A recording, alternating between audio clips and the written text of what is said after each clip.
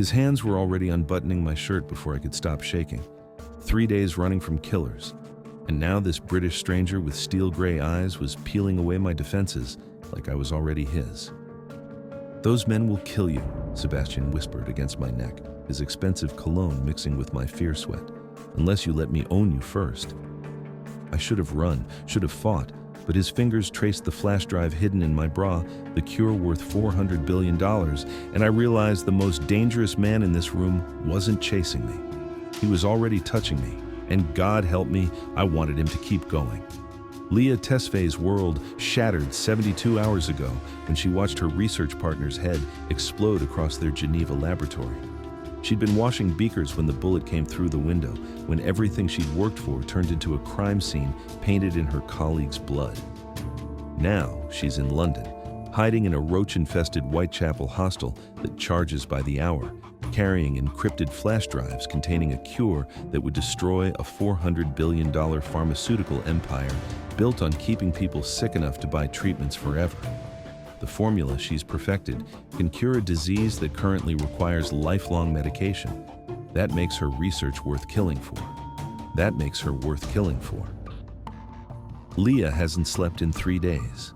Every footstep in the hallway makes her reach for the scissors she keeps under her pillow. Every siren makes her pack her bag. She's 29 years old, brilliant, terrified, and completely alone in a city where everyone is a potential enemy. Sebastian Hale isn't looking for love. He's looking for revenge, wrapped in expensive suits, justified by a decade of grief. His baby sister Emma died at 16 from the exact disease Leah can now cure.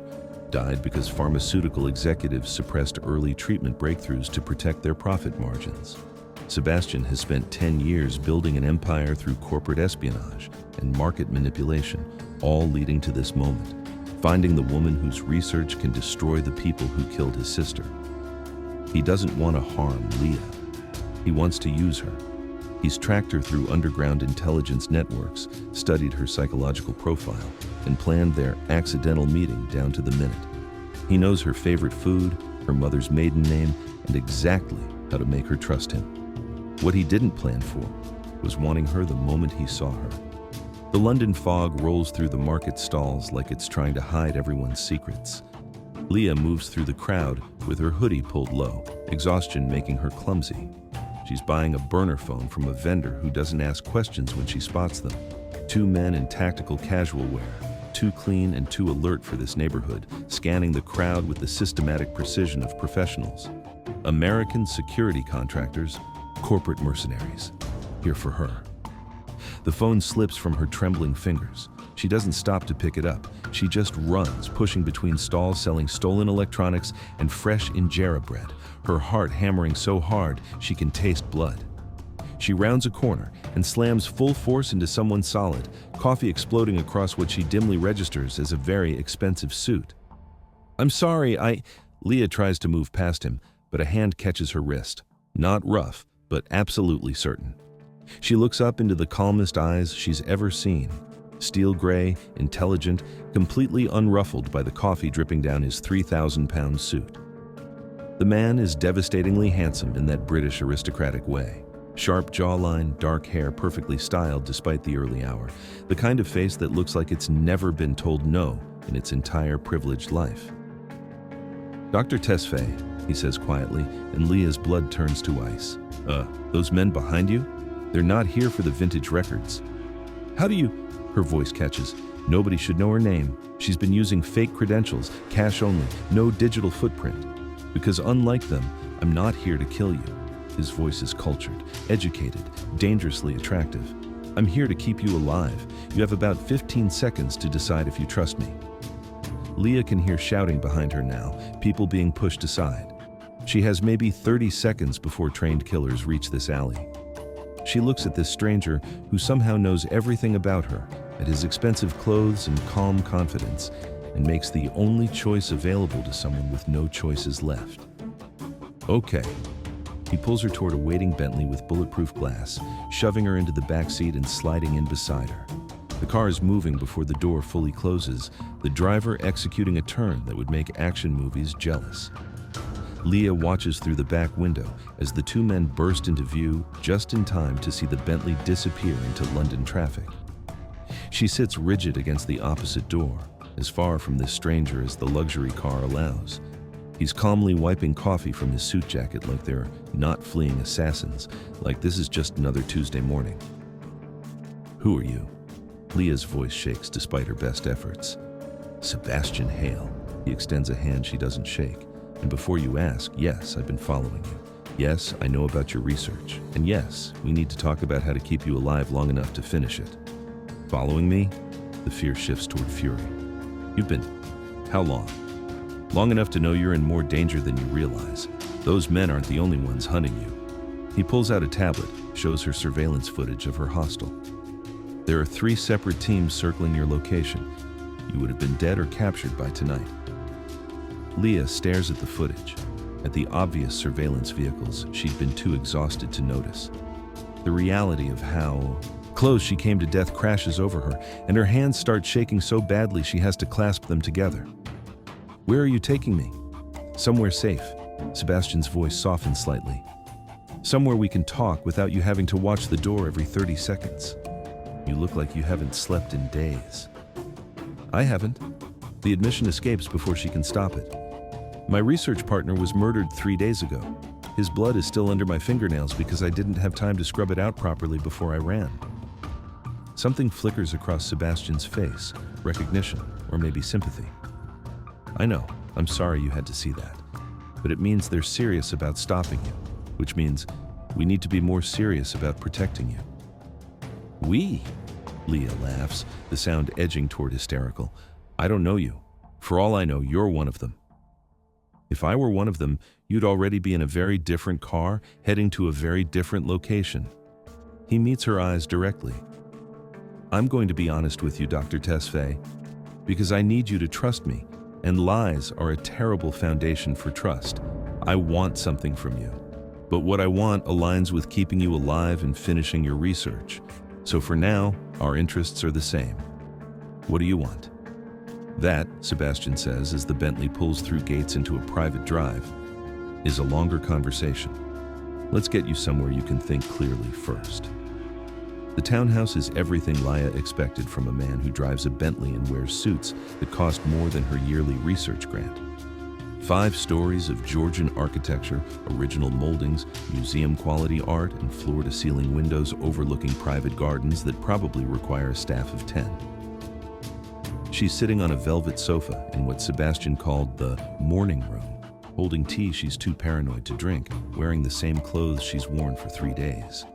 Everything about this situation screams trap, but she's too exhausted to run anymore. Sebastian sits across from her, somehow making a wingback chair look like a throne. He's changed into fresh clothes, black trousers and a white shirt that probably cost more than her hostel charged for a week. His cologne fills the space between them, something expensive and masculine that makes her uncomfortably aware of how she must smell after 3 days on the run. "Let me tell you what I know," he begins, "and then you can decide if I'm someone you want help from." For the next 20 minutes, Sebastian lays out everything: her research timeline, her partner's murder, the corporations threatened by her cure, the hit teams tracking her.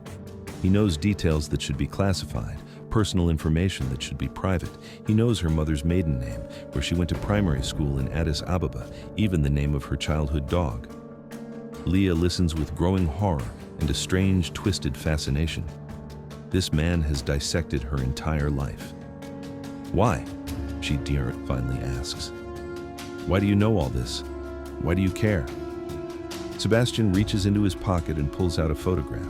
A teenage girl with his eyes and a brilliant smile, sitting on a hospital bed wearing a medical gown and still managing to look full of life. "My sister Emma," he says quietly. "She died at 16 from the disease you found a cure for. Died because the treatments available were designed to manage symptoms, not cure. Died because pharmaceutical companies suppressed early research that might have saved her, research that would have cost them billions in lost revenue from lifelong treatment regimens." Leah looks at the photo, then at Sebastian's face. The mask of calm control has slipped just enough to show genuine pain underneath. "I'm sorry," she says, and means it. "So am I." He takes the photo back, tucks it away. Which is why I've spent the last 10 years building the resources necessary to destroy the people responsible, and why I need you alive to finish this. You want revenge. I want justice. There's a difference. His gray eyes meet hers. But yes, I want to watch their empires burn, and your research is the match that lights that fire. Leah sets down her untouched tea. Nobody helps for free, especially not British billionaires who collect Basquiat originals and have enough intelligence connections to know my childhood dog's name. What do you really want from me? Sebastian leans forward, and the movement brings him close enough that she can see the darker ring around his gray irises, close enough to feel the intensity of his focus like physical weight. I want you to finish your research, perfect it, and then I want you to release it to the world in a way that destroys every pharmaceutical company that's built empires on human suffering. I want you to do what my sister's doctors couldn't, save lives, not just extend them. And in exchange? In exchange, I give you unlimited resources, complete protection, and access to intelligence networks that will keep you 10 steps ahead of anyone hunting you. I give you the ability to work without fear, to sleep without watching the door, to finish what you started. It sounds too good to be true, which means it probably is. But Leah is running out of options and running low on hope. I need to think about it. Of course. Sebastian stands and she realizes how tall he is, over 6 feet, moving with athletic grace. But think quickly. Those teams hunting you won't wait for you to decide. After a shower that felt like resurrection and fresh clothes that Sebastian had somehow acquired in her exact size, more unsettling evidence of how thoroughly he studied her, Leah finds him in his private study. The room is exactly what she'd expect. Floor-to-ceiling books, a massive desk with multiple monitors, leather furniture that probably costs more than a car. But what catches her attention is the surveillance equipment. Monitors showing different angles of London, streets, data streams, scrolling with information she doesn't have clearance to see. You run your own intelligence operation, she says from the doorway. Sebastian looks up from a tablet. I prefer extensive information gathering. But yes, it's how I've stayed ahead of people who would prefer I didn't exist. He gestures to a chair. Please, sit. We should discuss specifics.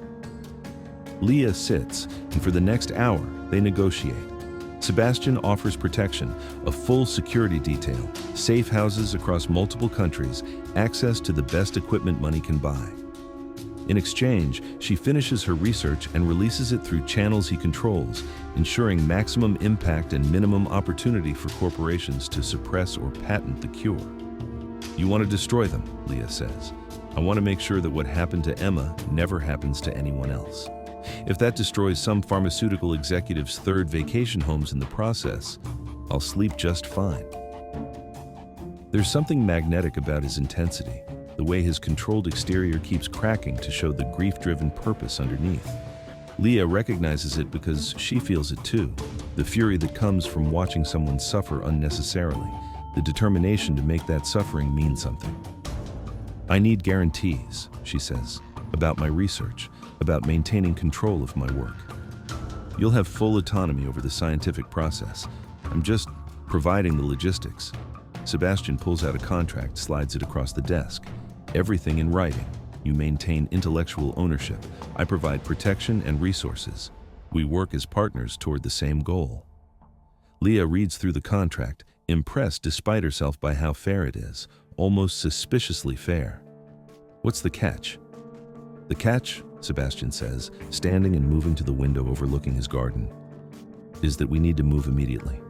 I'm flying to Monaco tomorrow for a charity gala. Come with me. We'll hide you in plain sight among people too wealthy to care about pharmaceutical politics. You'll be safe, you'll have time to think, and he pulls a garment bag from behind his desk. You'll finally get out of those clothes. Leah almost laughs. You're using a designer dress as leverage? I'm using common sense. His mouth quirks in a slight smile that transforms his face from handsome to devastating. You can't hide in London, but you can disappear into Monaco's elite. No one looks twice at a beautiful woman on a billionaire's arm. The word beautiful hangs in the air between them, and Leah feels her pulse quicken in a way that has nothing to do with fear. This is dangerous, not the physical danger she's been running from, but something more insidious. The danger of wanting to trust someone who's giving her everything she needs exactly when she needs it. 48 hours, she says finally. I'll go to Monaco for 48 hours. But that doesn't mean I'm agreeing to anything long-term. Understood. Sebastian extends his hand, and this time she takes it. His grip is warm, firm, and lingers just a moment longer than professional. I'll have my team prepare everything. We leave at dawn. That night, lying in a guest room that's nicer than anywhere she's ever lived, Leah stares at the ceiling and tries to convince herself this is purely strategic, that the flutter in her stomach when Sebastian called her beautiful was just adrenaline, that the way he looked at her, like she was someone worth protecting instead of just a tool for revenge, didn't make her want things that have no place in her current situation. She fails at convincing herself of any of it. The private jet to Monaco is Leah's first experience with how Sebastian operates. Everything anticipated before she can ask, solutions provided before problems arise. There's champagne she doesn't drink, food she's too nervous to eat, and Sebastian working on a laptop while somehow remaining aware of her every movement. You're staring, he says without looking up. I'm trying to figure out if you're a guardian angel or the devil I haven't recognized yet. Most people find I'm somewhere in between. He closes the laptop, gives her his full attention. Ask me whatever you're thinking. Transparency helps with trust. How did you really find me? Not the surface answer, the actual method. Sebastian considers her for a moment, then apparently decides on honesty. I've been tracking your research for 5 years, ever since Emma died, and I started investigating why treatments failed when early research suggested cures were possible. Your name kept appearing in suppressed studies, discontinued projects. You were brilliant and being systematically sidelined. When your partner was murdered, I had alerts set up.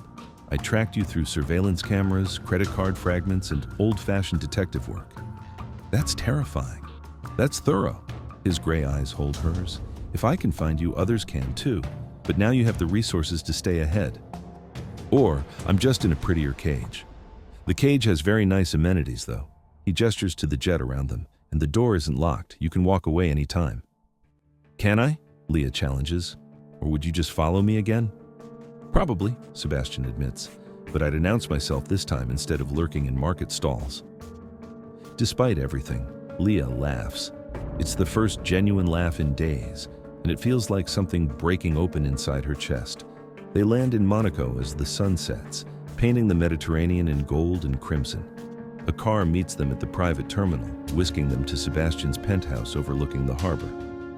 Leah watches million-dollar yachts drift past and tries to remember this isn't real life. This is survival, dressed in luxury. The crimson Valentino gown fits like it was made for her body specifically, which it probably was given Sebastian's unsettling attention to detail. Leah barely recognizes herself in the mirror. She looks like she belongs in this world of wealth and glamour instead of stealing moments between lab work and running from assassins. Sebastian appears in her doorway wearing a tuxedo that should be illegal. Ready?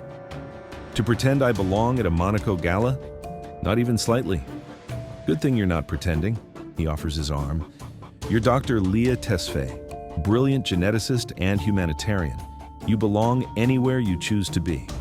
The Casino de Monte Carlo has been transformed into a wonderland of champagne and wealth. Everywhere Leah looks, there are women dripping in diamonds and men whose watches cost more than research grants. The orchestra plays something classical while Monaco's elite mingle and assess each other's worth with practiced precision. Sebastian's hand settles on the small of her back, warm through the silk of her dress.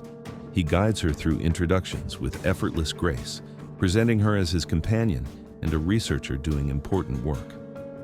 People treat her like she matters because Sebastian treats her like she matters, and Leah realizes he's giving her something she's rarely had, respect from people who usually ignore scientists. You're good at this, she murmurs between conversations. At what? Making me feel like I'm not just your revenge project. Sebastian's hand tightens slightly on her waist. That's because you're not. You stopped being just a project somewhere between Whitechapel and now. During dinner, seated beside a French diplomat's wife who wants to discuss genetic ethics, Leah discovers Sebastian has memorized her published papers.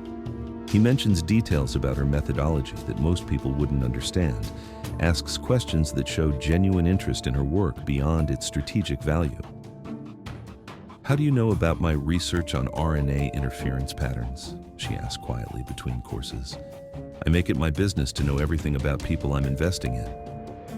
Is that what I am? An investment? Sebastian turns to face her fully, and the intensity in his eyes makes her breath catch. "You're becoming something considerably more complicated than that." After dinner, he leads her away from the crowd to the casino's famous terrace. The Mediterranean stretches out below them, moonlight on dark water, distant yachts lit up like floating stars. Away from the performance of the gala, some of Sebastian's careful control slips. "I haven't been honest with you," he says quietly. Leah's stomach drops. "About what?"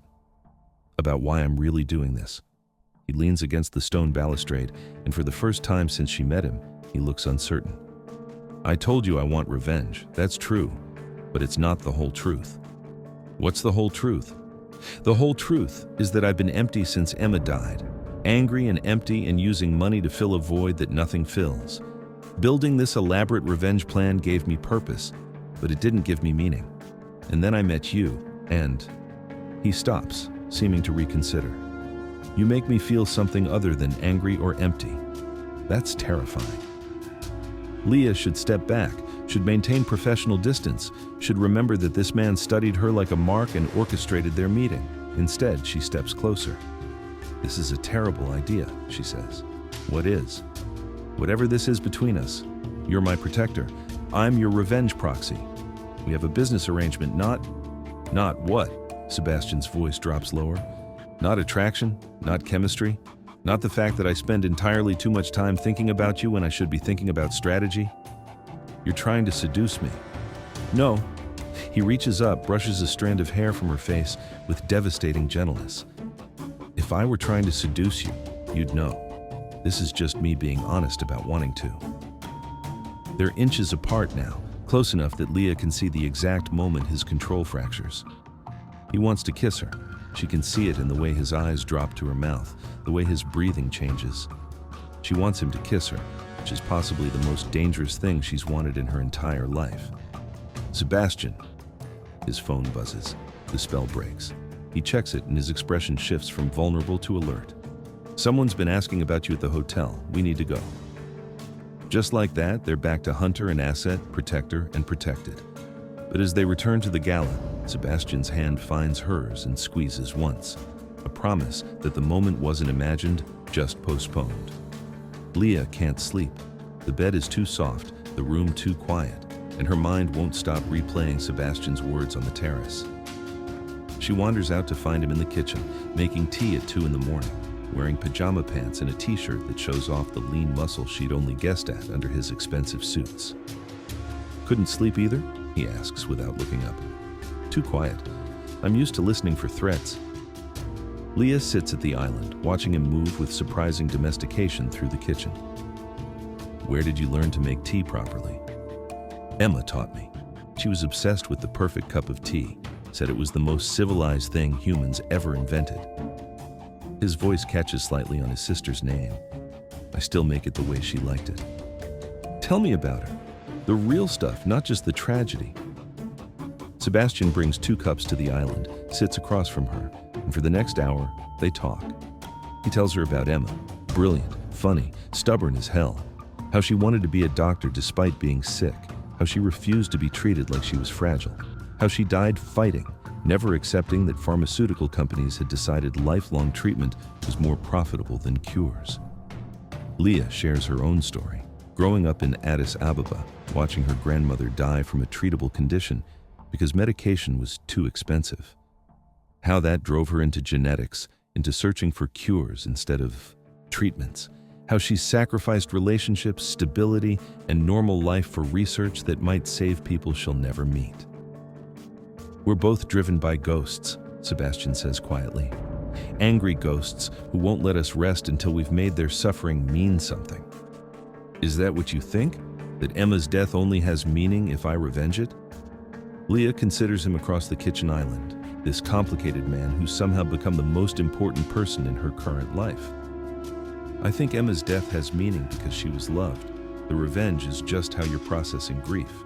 But that doesn't make the revenge wrong. You're very wise for someone who spent 3 days running for her life. I'm very tired for someone who spent 3 days running for her life. Tired enough to say things I shouldn't. Like what? Sebastian leans forward, genuinely curious. Like the fact that I'm attracted to you, even though I know I shouldn't be. That I keep wanting to trust you, even though every instinct says people who seem too good to be true usually are. That sitting here drinking tea at 2 a.m. feels more intimate than anything I've done in years, and that scares me almost as much as the assassins. The honesty hangs between them like something physical. Sebastian's expression shifts through surprise, heat, and something that might be tenderness. You want honesty? He says quietly. Here's mine. I built my fortune through corporate espionage. I've ruined people, destroyed careers, manipulated markets. I'm not a good man, Leah. I'm just a wealthy one with a convenient cause. You should probably be scared of me. Should I? Yes. Because I've spent the last week realizing I want you in ways that have nothing to do with your research. And when I want something, I'm very good at getting it. Leah should leave. Should go back to her room and maintain whatever professional boundaries still exist. Instead, she stays and they talk until sunrise about everything and nothing.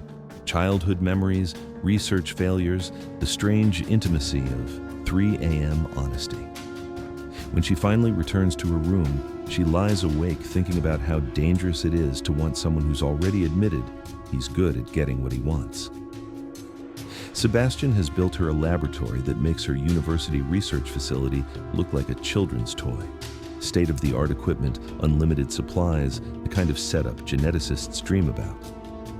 Leah throws herself into work, trying to rebuild her research from memory and fragments. He watches from the observation room, supposedly monitoring security, but really just watching her. The way she moves through the lab with unconscious grace, the way she talks to herself in Amharic when she's thinking through problems, the fierce concentration that makes her even more beautiful because it's so completely authentic. He starts bringing her lunch, then dinner, then just finding excuses to be in the lab with her, helping with tasks that don't require scientific expertise but give him reason to stay close. She starts explaining her research late at night, using him as a sounding board, and he discovers he actually understands more than he expected. You're smart, Leah says one evening, surprised. I went to Oxford, economics and finance, but they make you learn to think. No, I mean you're actually smart. You're following RNA interference patterns without a biology background. That's impressive. I'm motivated to understand. It's Emma's disease, remember? They're standing close together over a workbench, examining cell culture samples, when Leah has her breakthrough. A pattern she'd been missing suddenly clicks into place, and she realizes she's solved the final piece of her formula. Oh my God, she breathes. Sebastian, look, the protein folding sequence if we modify the third codon? She's talking fast, excited, brilliant, and Sebastian is watching her instead of the samples, watching the way her whole face lights up with discovery, the way success makes her incandescent. You did it, he says. I did it. We did it. Your equipment, your protection, gave me space to think clearly enough to... She turns and kisses him. It's impulsive, celebratory, fueled by adrenaline and exhaustion in 3 days of building tension. For 30 seconds, they give in completely. His hands in her hair, her body pressed against his, kissing like they've been wanting to since Whitechapel. Then, Leah breaks away, breathing hard. That was a mistake. Felt fairly deliberate to me. Sebastian's voice is rough, his careful control completely shattered. We can't. I don't know what you really want from me beyond my research. I want everything. The rawness in his voice makes her ache. I want you working beside me, living beside me. I want to wake up and make you tea the way Emma taught me. I want to watch you change the world and know I helped make it possible. He stops, seems to hear himself. Christ, I'm terrifying you. You're terrifying me because I want it too, Leah admits. And I don't trust things I want. Not anymore. She leaves the lab.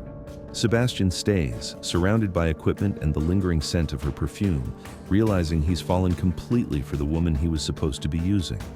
5 days in Monaco. 5 days of building trust, sharing meals, late-night conversations that feel more intimate than anything physical. 5 days of Leah letting her guard down because Sebastian makes her feel safe in ways she hasn't felt since childhood. Then she finds the files. She's looking for research documents in Sebastian's office, accessing his shared drive with permissions he gave her himself. That's when she sees the folder labeled Tesfaye L, Target Profile, dated 6 months before they met. Her hands shake as she opens it.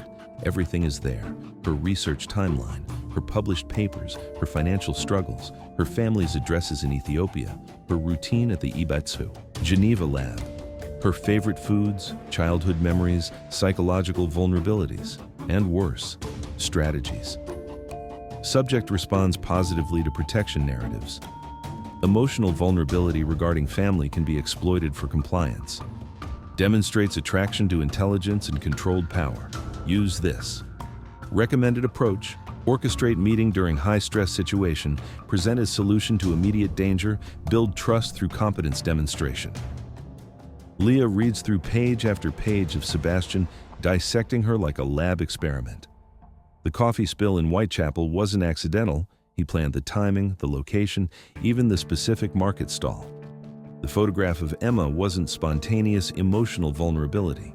It was strategic, personal disclosure to build emotional connection. Every moment she thought was real was choreographed. Every conversation she thought was genuine was following a script designed to manipulate her into trusting him. She's still sitting at his desk, the files open on the screen, when Sebastian returns from a security meeting. He sees her, sees the screen, goes very still. Leah, when were you going to tell me you've been running a psychological operation on me since before we met? Her voice shakes with fury and betrayal. Or were you just planning to keep manipulating me indefinitely? That file is from 6 months ago, before I knew you. So it's okay that you profiled me, studied how to manipulate me, planned every single interaction we've had? Sebastian moves into the room slowly, like approaching something wounded and dangerous. Initially, yes, that was the plan. You were a means to an end, brilliant researcher with a cure I needed to destroy the people who killed Emma. The coffee, the gala, the late-night conversations. Leah's voice breaks. Were any of them real? Or was it all just following your little instruction manual on how to make Leah Tesfaye fall in line? The profile ended the first night in Monaco. Sebastian's voice is urgent now, desperate.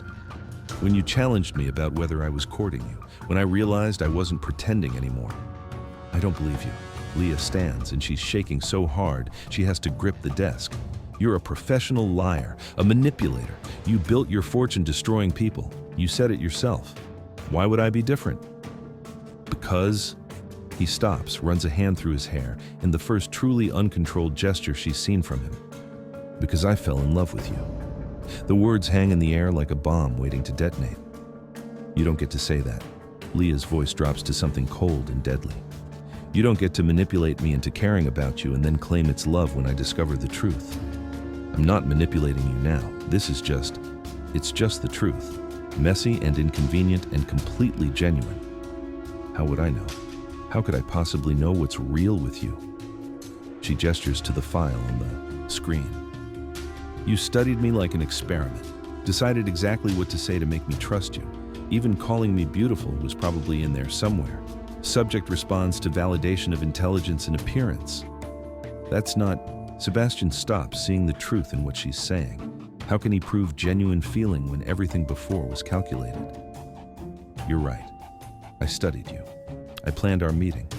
I manipulated the situation to put myself in a position to use you for revenge. It's all true. Then what could you possibly say that would make any of this okay? Nothing. He meets her eyes directly. There's nothing I can say to make this okay. What I did was wrong. Calculating. Exactly the kind of corporate manipulation I claimed to be fighting against. I treated you like an asset instead of a person. And now? Leah demands. What am I now? Now you're the person I wake up thinking about. The person I make tea for at 2 a.m. because I can't sleep if I don't know you're okay. The person whose smile makes me feel something other than empty for the first time in a decade. The person I would rather lose everything than see hurt. Except I'm the one hurting you. Leah wants to believe him. That's the most infuriating part. Even now, knowing how thoroughly he played her, she wants to believe that somewhere in the manipulation, real feelings developed. Did you ever actually love your sister? She asks and watches him flinch like she struck him. Or was she just the beginning of your savior complex, your need to control everything and everyone around you? Sebastian goes white. His voice when he speaks is deadly quiet. Get out. This is your office. Then I'll leave. Because if I stay, I'll say things we can't come back from. He walks to the door, stops with his hand on the frame. Everything in that file is from before I knew you. Everything I've felt since Monaco is real. But I understand why you can't believe that. I understand why you shouldn't believe that. And I'm sorry. He walks out, leaving Leah alone in his office, surrounded by evidence of his manipulation and the wreckage of something that might have been real. Sebastian relocates them to Dubai. Better security, he claims, though Leah suspects he just wants distance from Monaco and memories of the trust they built and destroyed there. She goes because she still needs his protection, still needs his resources. But everything between them is ice now. They live in separate penthouses, communicate through texts and formal briefings. The warmth of late-night tea conversations has been replaced by cold logistics. Sebastian throws himself into hunting the people threatening her family, working with dangerous contacts and questionable intelligence operatives. Leah throws herself into research with obsessive intensity, working 18-hour days in the lab he's provided, barely eating, barely sleeping. If she works hard enough, maybe she won't think about how much it hurt to discover that the best relationship she'd had in years was built on lies. One evening, Sebastian appears with dinner. She hasn't eaten in 14 hours, and his security team apparently reported that to him. He sets down a container of Doro Wat from a local Ethiopian restaurant, perfectly prepared. You need to eat. I need you to leave. But Leah opens the container, and the smell makes her stomach growl traitorously. Sebastian sits across from her, watching her eat with an intensity that makes her uncomfortable. I didn't tell you about your family because I was trying to protect you from more pain. By making decisions for me, by deciding what I can handle, Leah sets down her fork. I'm not your sister, Sebastian. You can't save me the way you couldn't save Emma. He flinches like she slapped him. That's not fair. None of this is fair. You used me to heal your guilt, and I used you to survive. We're not... She stops, unable to finish the sentence. What? We're not what? We're not real. This thing between us, it's trauma bonding and proximity and circumstance. It's not love. Sebastian stands, and for a moment she sees genuine pain crack through his controlled exterior. If you need to believe that to make this bearable, then believe it. But you're lying to yourself as much as you claim I lied to you. He leaves. Leah stares at the Doro Wat, perfectly seasoned exactly how she likes it, and knows she wounded him. She also knows she's lying. What she feels for Sebastian is terrifyingly real, which makes the betrayal cut even deeper. Against Sebastian's explicit orders she no longer feels obligated to follow, Leah uses her access to his security systems to slip away.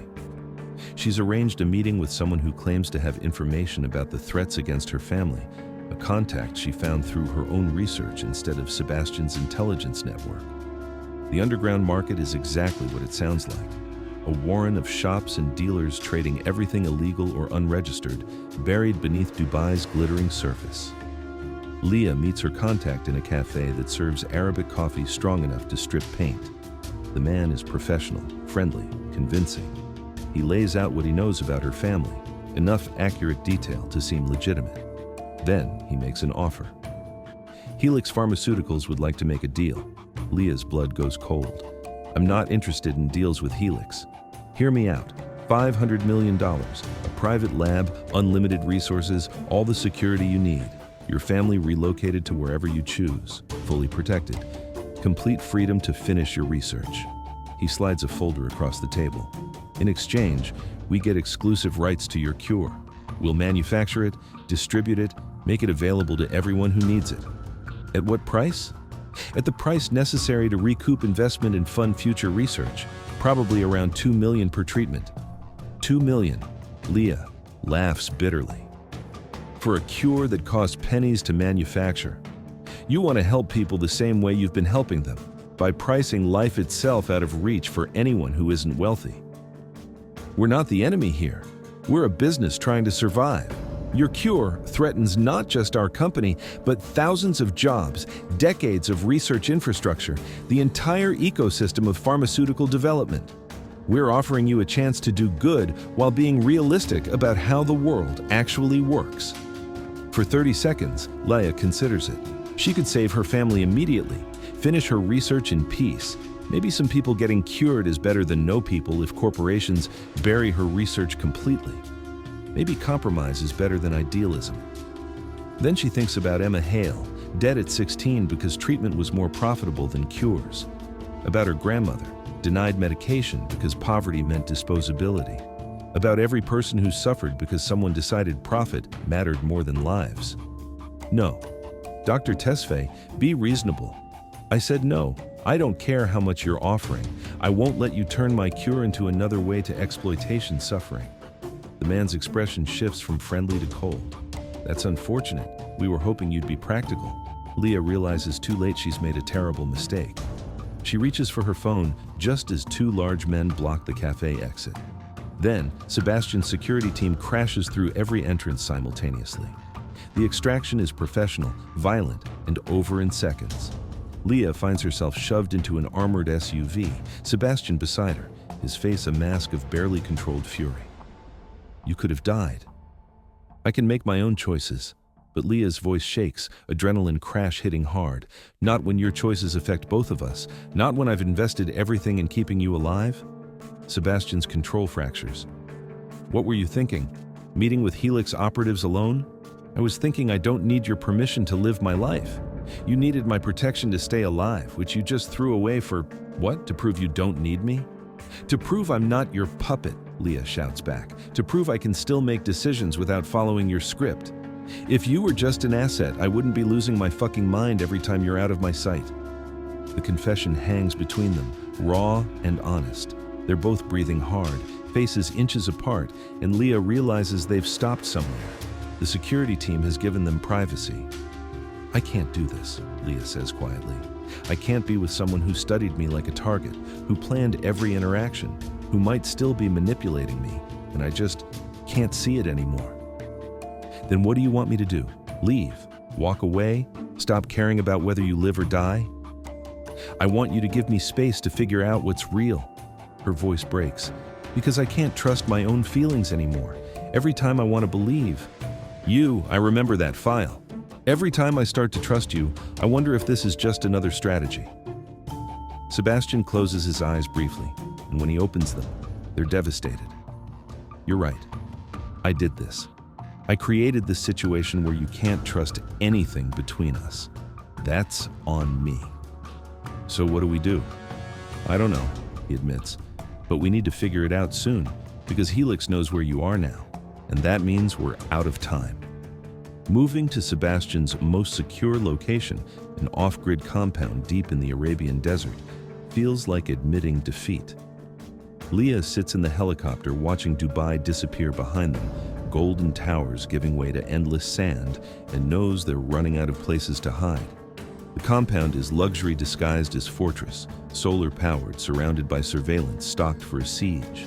Separate living quarters for her and Sebastian, all the laboratory equipment she needs, supplies for months, everything except trust. They've been there 3 days when Leah finds herself searching Sebastian's private files for documents that might help their legal case against Helix. She's not snooping. He gave her access to his systems himself when they still had something resembling partnership. That's when she finds it. A folder she wasn't supposed to see, buried in archived files from 6 months before they met. Her hands shake as she opens it. Everything is there. Her entire psychological profile, analyzed in clinical detail. Her vulnerabilities mapped out like a military campaign. Strategies for manipulation, outlined with surgical precision. Contingency plans for different response patterns. Even projected timelines for gaining her trust, her cooperation, her compliance. Stage 1. Establish necessity through dramatic rescue. Timeline: 0 to 24 hours. Stage 2. Create sanctuary association through luxury and security.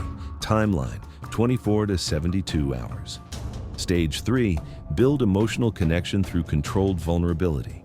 Timeline: 7 days. Key tactic: Emma's story is leverage for sympathy and shared purpose. Stage 4. Transition from protection to romance through calculated proximity and manufactured intimacy. Timeline: 7 to 14 days. Every moment she thought was spontaneous was choreographed. Every vulnerability she thought Sebastian revealed was a strategic disclosure designed to trigger reciprocal vulnerability in her. The late-night tea conversations, the gentle way he brushed hair from her face, even the photograph of Emma, all planned with the cold precision of a military operation. She reads through months of notes, planning documents, psychological assessments. Sebastian Hale didn't just find her. He studied her like a dissertation, then executed a plan to make her fall for him with the same ruthless efficiency he used to destroy his business enemies. Leah is still sitting at the desk, the evidence of her manipulation spread across the screen, when Sebastian returns from checking the compound perimeter. He sees her, sees the files. His face goes carefully blank. "I know what that looks like," he says quietly. "Do you?" Leah's voice is dead calm, which is somehow worse than fury. "Because it looks like you've been running a psychological operation on me since before we met. It looks like everything, every single moment between us, was designed to manipulate me into trusting you, into caring about you, into falling in love with you. That file is from before I knew you." Before what? She cuts him off. "Before you decided spontaneous manipulation was more fun than planned manipulation?" The file ends with Stage 4, Sebastian. Stage 4 was transitioning from protection to romance. That's where we are right now. So I guess congratulations. Your plan worked perfectly. Sebastian moves into the room, and she can see him trying to find words that will make this better. There aren't any. "You're right. That's what I planned. Initially, that was exactly what I intended to do. Manipulate you into cooperation through calculated romance. Use your attraction, your vulnerabilities, your desperation for safety. Turn you into a willing tool for my revenge. That was the plan. And the execution ended in Monaco, when you challenged me about whether I was courting you. When I realized the plan had stopped working because I'd started actually feeling the things I was supposed to be pretending to feel. How convenient." Leah stands, her whole body rigid with betrayal. "How perfectly convenient that you developed real feelings exactly when I might have discovered the manipulation. That's not love, Sebastian. That's just more sophisticated lying." "It's not." He runs a hand through his hair, frustrated. "I don't know how to prove it's real when everything before was calculated. I don't have evidence of genuine feeling. I just know that somewhere between studying you and knowing you, I stopped running an operation and started falling in love." "Did you ever actually love your sister?" The words come out cold and cutting. "Or was she just the beginning of your savior complex, your need to control everything and everyone around you? Maybe Emma's death was just convenient motivation for the kind of manipulation you were always going to do anyway." The blow lands exactly as Leah intended. Sebastian goes white, his careful control shattering. "Get out," he says, voice deadly quiet. "This is your compound. Then I'll leave. Because if I stay, I'll say things we can't come back from." He stops at the door, turns back with something raw and wounded in his eyes. "That file is from a man who'd lost everything and didn't care who he hurt. The man I am now wouldn't have written it, but I understand why you can't see the difference. I understand why you shouldn't." He walks out into the desert night, leaving Leah alone with her research and her broken heart. She sits in the lab portion of the compound, staring at her completed research. The formula is perfect. After years of work, months of running, weeks of fear, she's done it. The cure that could save millions is finished, encrypted, ready to release. But releasing it means making a choice about Sebastian. Using his resources without his permission feels like becoming the manipulator he was. But staying paralyzed by hurt feelings means people keep suffering while she processes betrayal. She video calls Hannah, her best friend back in Ethiopia, through Sebastian's encrypted channels. Hannah appears on screen, safe in Norway thanks to Sebastian's arrangements, and Leah confesses everything. "So he manipulated you into caring about him," Hannah says when Leah finishes. "But did he manipulate you in the work itself? Did he try to control your research, steal your cure, sell it to the highest bidder?" "No," Leah admits. "He's never once tried to control the science, never asked for patents or ownership, never tried to stop me from releasing it freely." So his methods were lies, but his actual actions supported what he claimed to want: your success, your safety, your research being released to the world.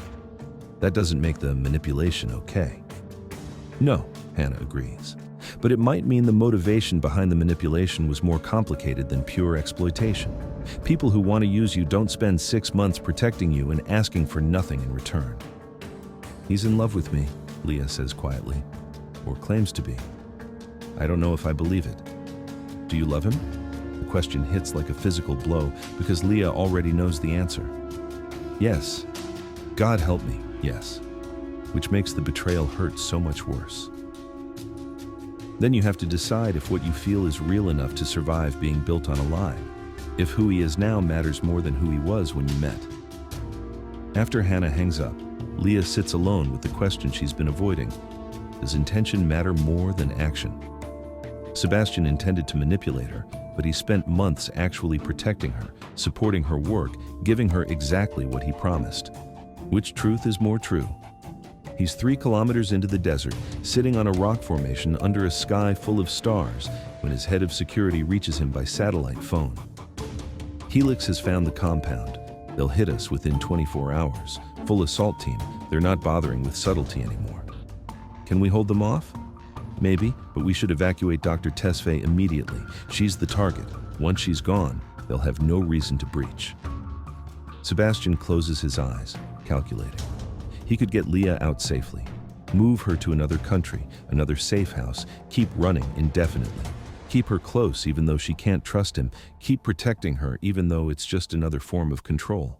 Or he could do what he should have done from the beginning, give her complete freedom to choose. Arrange extraction for Dr. Tesfaye at dawn. Secure transport to wherever she wants to go. Her family's already in Norway. Get her there or anywhere else she requests. Full protection, new identity if needed, everything she needs to disappear completely. And you? I'll hold the compound as long as necessary to ensure she gets out clean. Boss, that's a suicide stand. Then I suggest you all evacuate with Dr. Tesfaye. I don't need anyone dying for my mistakes. He hangs up before his security chief can argue, sits in the desert darkness, and realizes he's willing to die to protect the woman who will never forgive him. Realizes that might be the only proof of love that actually means anything, being willing to lose everything, including your life, for someone who doesn't love you back. There was a moment, earlier that night, when he almost told Leah about the incoming assault, almost asked her to trust him one more time. Then he realized that would just be more manipulation, creating crisis to force her into depending on him again. So instead, he'll make arrangements to free her, give her everything she needs to live without him, prove that loving someone means wanting them safe and happy more than you want them with you. It's the first unselfish thing Sebastian Hale has done in 10 years. It will probably also be the last thing he ever does. Sebastian returns to the compound at dawn to find Leah packing research data. She looks up when he enters, and the hurt in her eyes physically hurts him. "There's an extraction helicopter coming at sunrise," he says quietly. "It'll take you anywhere you want to go. Your family's already safe in Norway. New identities, new lives, complete protection. You'll never have to see me again." Leah stops packing. "You're sending me away? I'm setting you free. It's what you wanted. You don't know what I want. I know you deserve better than a man who treated you like a chess piece." Sebastian's voice is rough with suppressed emotion. "I know you deserve someone who sees you as a partner from the beginning, not a project. I know..." His voice breaks. "I know I love you enough to let you go." Leah sets down the hard drive she's holding. "I found your files because I was looking for legal documents to clear your name. I was trying to help you. Does that sound like someone who wants to leave?" Sebastian looks at her, afraid to hope.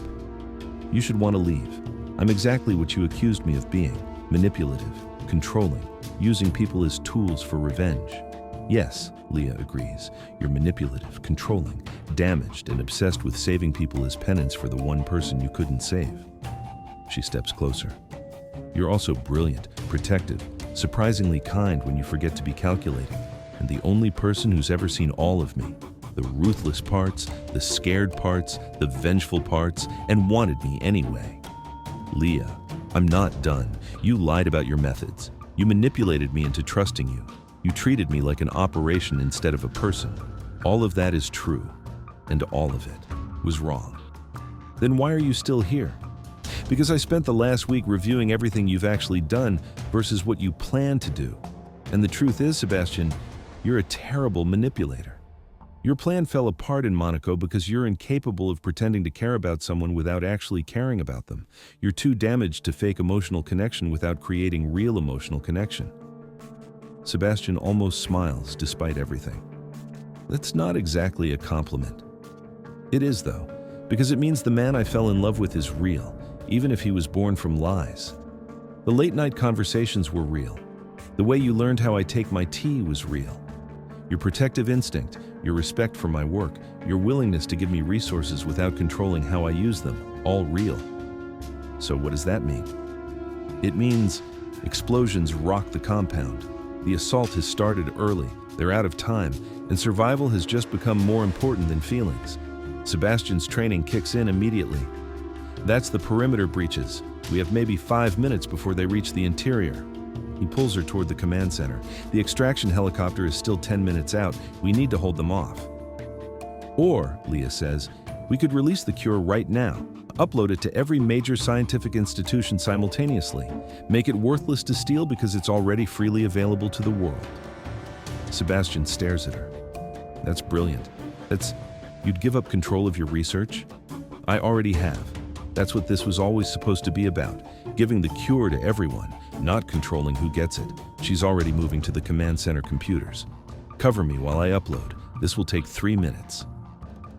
They work in perfect synchronization for the first time since the betrayal.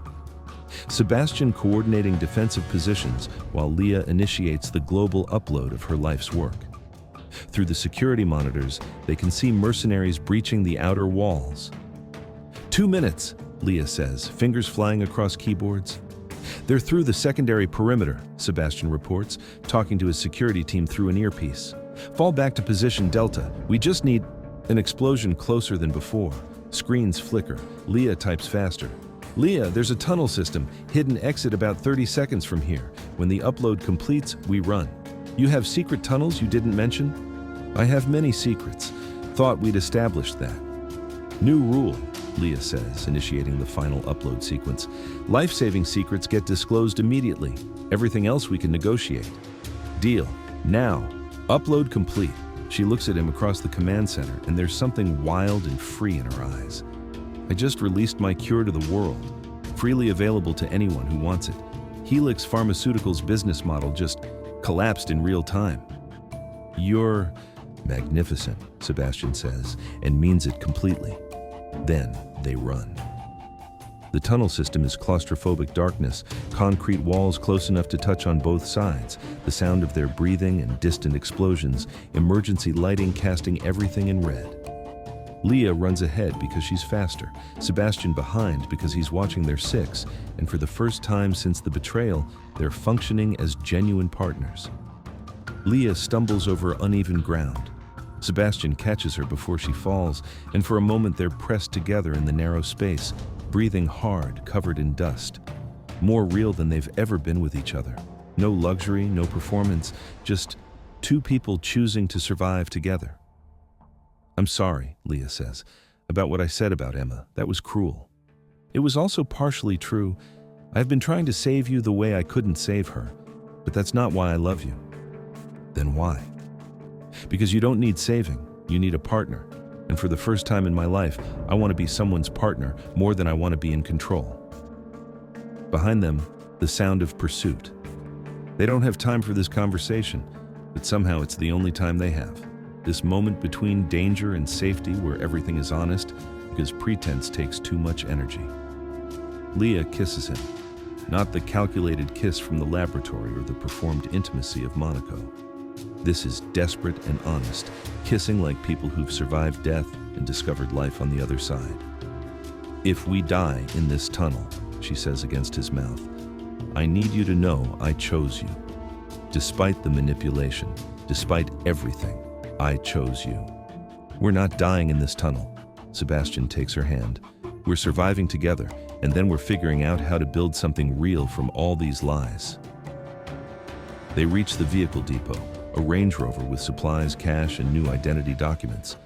As they drive into the pre-dawn desert, Leah watches the compound burn behind them in the rear-view mirror. Everything Sebastian built to protect her, destroyed. Everything she researched, released freely to the world. They've lost everything except each other. "Where do we go?" Sebastian asks, driving with one hand while the other holds hers. "Norway, to my family, to figure out what happens next." "And us? Do we figure that out too?" "Yes," Leah says, "because I'm done running from things that scare me. And you scare me, Sebastian Hale. But you're also the best thing that's happened to me, disguised as the worst thing." He laughs, the sound surprising both of them. "That might be the most accurate description of our relationship I've heard. The house on the fjord is nothing like Monaco or Dubai. It's normal. 2 stories, a garden, a barn converted into a laboratory, an office with slightly less surveillance equipment. Leah's family lives 10 minutes away.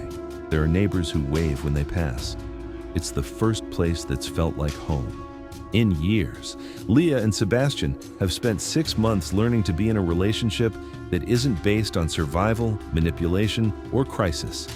It's harder than fighting pharmaceutical corporations or escaping mercenaries, because emotional honesty requires more courage than physical bravery. They've established new rules, mandatory honesty about feelings, even when it's uncomfortable. Weekly State of the Union conversations about what's working and what's not. Leah controls all surveillance in their shared space. Nothing gets monitored without her explicit consent. Sebastian checks in instead of assuming, asks instead of arranging, discusses instead of deciding. It's messy and imperfect and absolutely nothing like the choreographed perfection of their early relationship. It's also real. "We've distributed the cure to 47 countries," Leah says one evening, reviewing foundation reports at their kitchen table. "Helix Pharmaceuticals filed for bankruptcy last week. 3 major executives are under investigation. Your revenge is complete." "And yet I'm still here," Sebastian says from where he's cooking dinner, badly, as always. "Strange. Maybe you're staying for the Norway scenery?" "Absolutely. Nothing to do with the brilliant, infuriating woman who's taught me that control is lonely and partnership is terrifying and worth it." Leah sets down the reports, studies him.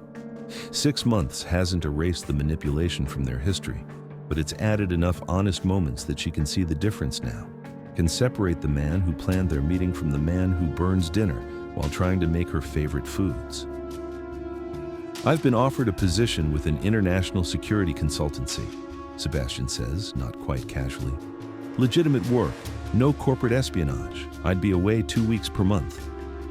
Leah's chest tightens with familiar fear, abandonment, betrayal, the assumption that leaving means choosing something over her. Old patterns die hard. "And you're telling me this because I'm asking what you think. Because your opinion matters to me. Because I don't make unilateral decisions anymore." He stops cooking, turns to face her fully.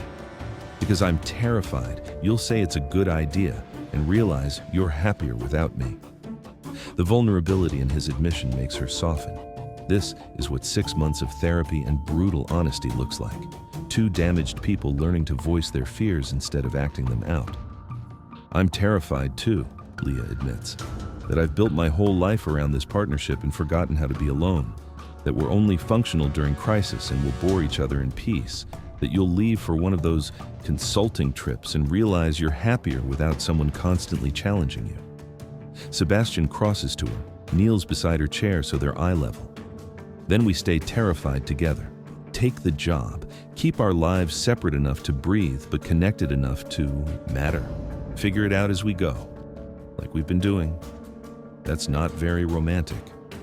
No, but it's honest. And I'm done lying to you, even when the truth is complicated. Leah cups his face in her hands, studies the man she fell in love with during lies, and chose to love again with truth. Then here's an honest truth. Take the job. Build something that's yours, not just about protecting me. I'll build the foundation here, distribute the cure, do the work we started together.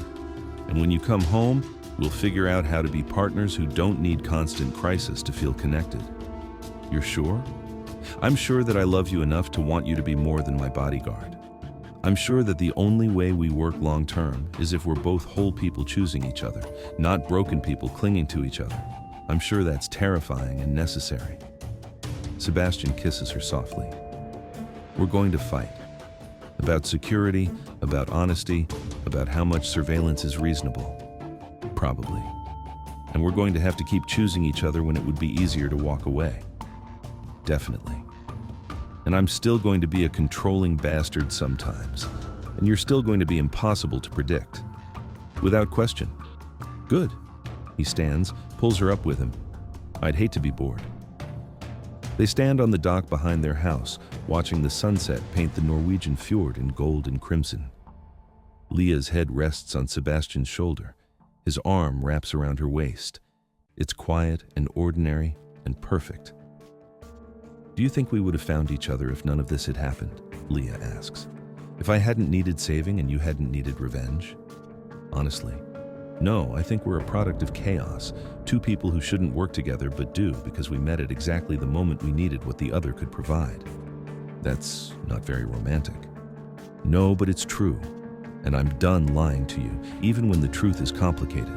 Leah turns to face him, the last light catching in her dark eyes.